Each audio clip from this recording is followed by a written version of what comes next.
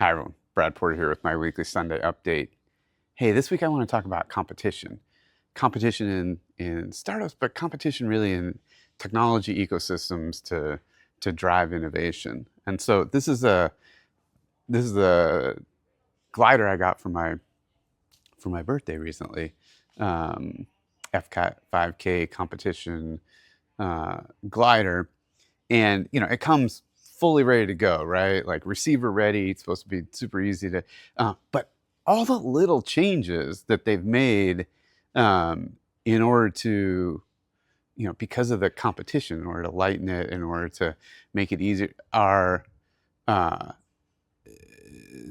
super impressive, but also kind of like messing me up from a setting it up standpoint. So I'll show you some of the things in this. Let me set this down.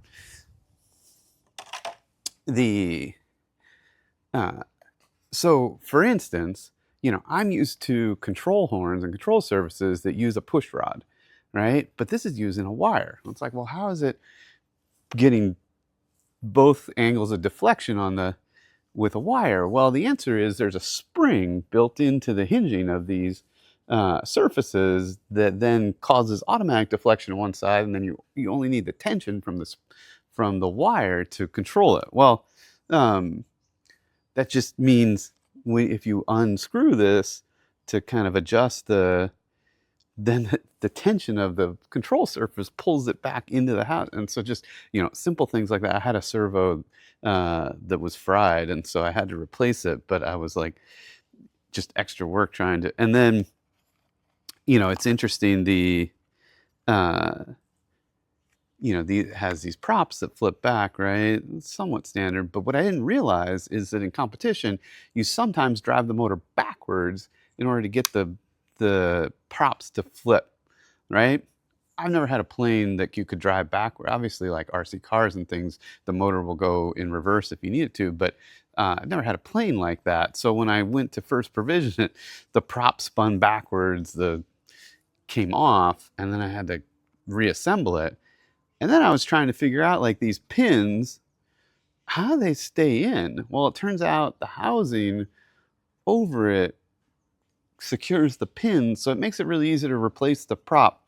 And then they did a bunch of other little things, like these little, I've never seen this before, but these little magnets, connectors, connect the wing. It makes it really easy to pop off the wing.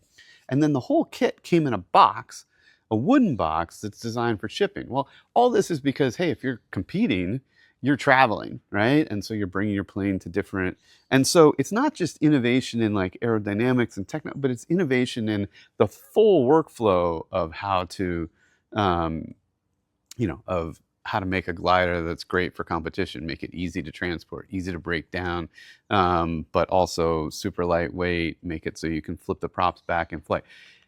Anyhow, I was thinking about this just in light of the importance of getting robots out into the field, right? And learning those, behaviors, um, those different things that how do you ship a robot? How do you break it down, right? If you have to ship it in a huge container, it's a lot more expensive. So, as we think, but you don't learn these things if you don't get robots out in the field.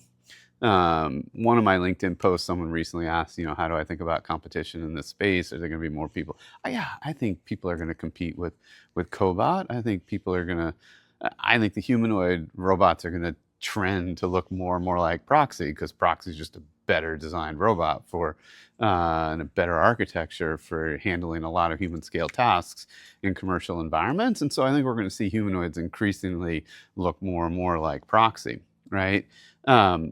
But I think that competition spurs the industry. It drives us, right? And I think, the objective for Cobot is just to stay ahead, right? Just to keep winning those races. And if you look at the automotive companies, and the airplane companies and others that came through kind of that huge explosion and, hundreds of auto manufacturers, they were also doing competitions, and they were doing competitions because it drove innovation, right? And so anyhow, I look forward to the competition in robotics. Obviously, the longer a head start we have, the more we've learned, the better we are at it. But there's going to be a lot of innovation and a lot of technology transformation that happens as robotics come about, and I'm super excited for it.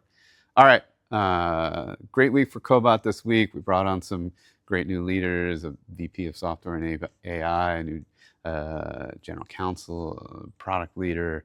Anyhow, super excited to be pushing things forward, and yeah, I hope you all have a great week, and subscribe to the newsletter, listen to the podcast, obviously leave a comment, leave a like. Appreciate it. Thank you all.